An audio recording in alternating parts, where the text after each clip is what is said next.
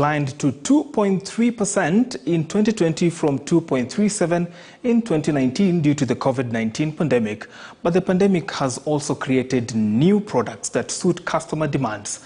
Brenda Kerubo speaks to Jadiah Mwarania, the Managing Director of Kenya Re, on this week's Captains of Industry. Kenya Re Insurance Corporation Limited, Kenya Re, is the oldest reinsurer in East and Central Africa.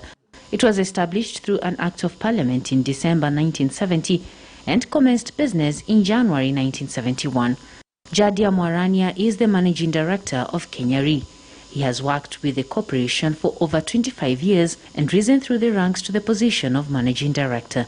Mwarania is a chartered insurer of the Insurance Institute of London, the highest and the most prestigious level of professional achievement with the Institute, and a fellow of the Kenya Institute of Management.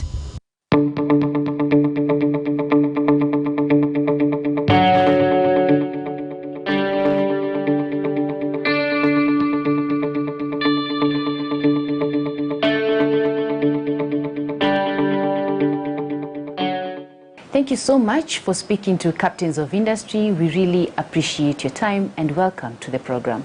Thank you very much.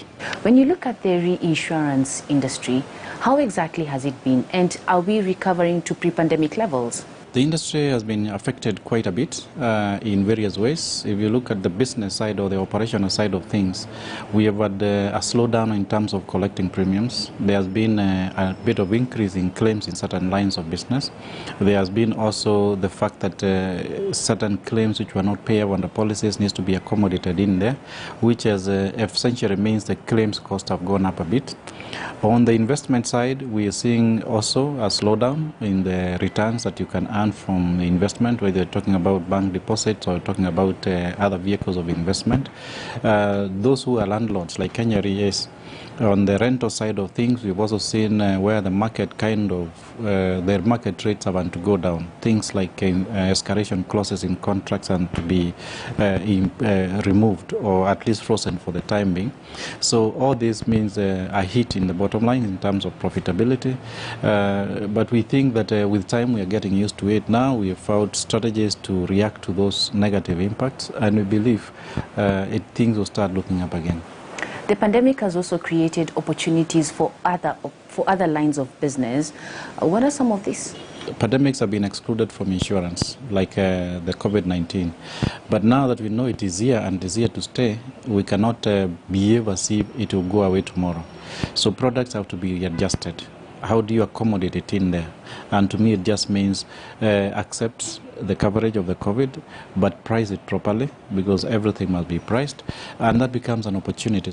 What do you think will drive business in 2022? The growth in GDP matters, because that's a macro factor. The levels of competition will matter. The regulator and how he manages the industries will matter.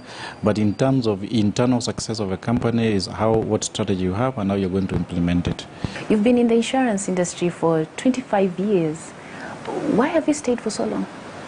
Like they say, if it's not broken, why fix it? I came into the industry, I've liked my career growth, and I've had no reason to exit. So what do you look for when you're hiring? No, you look at the profession, you look at the academic qualifications, you look at the professional qualifications, you look at the experience of the person, you look at the job fit, the experience of the person to the job fit and the job requirement of the company. What's the one skill that you think you can not do without, that a person should have when you're hiring? Professionalism. If you really don't know, if you're hiring for an underwriter, for example, there must be professional underwriters, trained maybe CIIs or ACIIs or fellows. So if you don't have the academic qualification and the professional qualification, I wouldn't understand how you'll do the job. So what will the 2022 leader look like? What do they need to have? Because we still will be in a pandemic, and you need to navigate the pandemic environment. The leader must see the environment how it is. It's very dynamic. the use of things like technology is extremely important.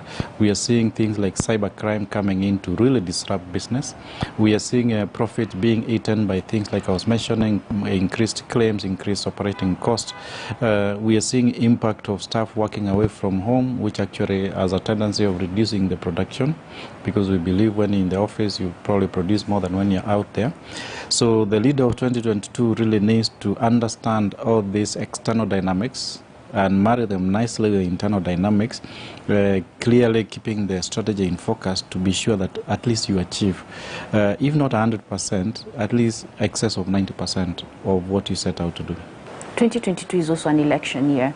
How is the insurance industry as a whole positioning itself in relation to this? The main key difference with any other year could be the fact that economic activity will be disrupted, therefore GDP growth might be lower, which is going to impact the growth of the premiums. In terms of the products, there is political insurance, which came into this industry in 2007, and that's when it anchored itself after the post-election violence. And the expected cycle is that maybe at election times is when many businesses may think of getting this political risk. So one would expect maybe a little hike in the premiums coming from that. And that will depend a lot on how the businesses will assess the outcomes of the election. And what's the best career advice that you've ever received? Quite a bit, especially in the formative stages. I used to have lecturers. I used to go to when I was becoming a professional, doing the CIA exams.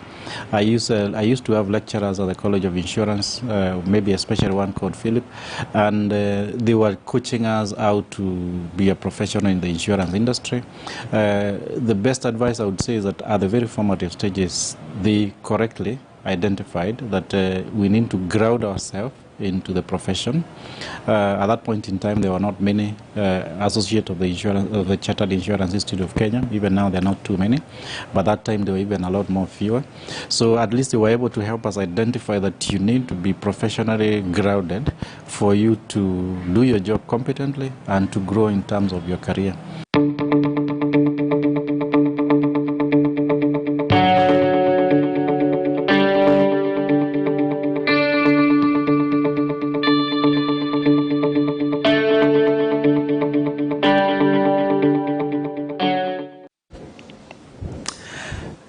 And that's why we end it right here on Business Today. Many thanks for staying with us as we brought you the latest in the world of business, explaining to you what is happening in your economy, not just in Kenya, but also across borders. Stay safe, go get the vaccine if you haven't, and let's link up next week. I am Brian Jadiah.